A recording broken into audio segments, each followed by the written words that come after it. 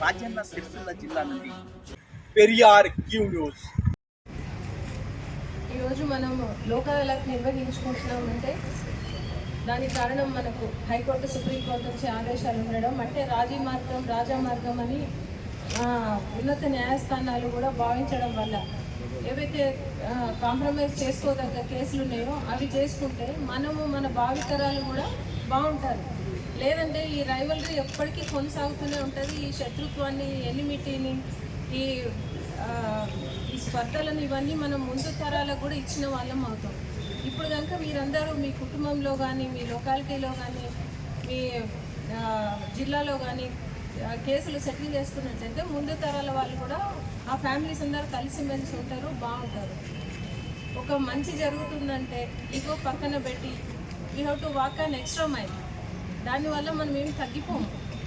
మనకి మంచి జరుగుతుంది, మన భావితరాల వాళ్ళకి కూడా మంచి జరుగుతుంది.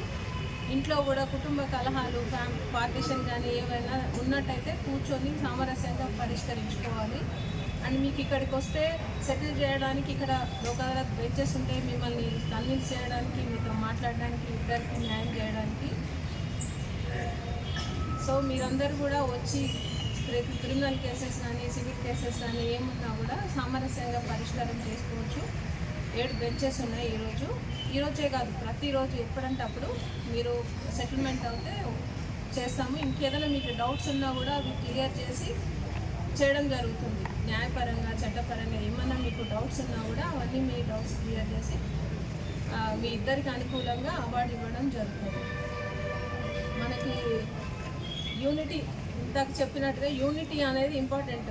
మన ఫ్యామిలీలో కానీ, సొసైటీలో కానీ, మన జిల్లాలో కానీ అందరం కలిసి ఉండాలి. కలిసి ఉంటే కలదు సుఖం.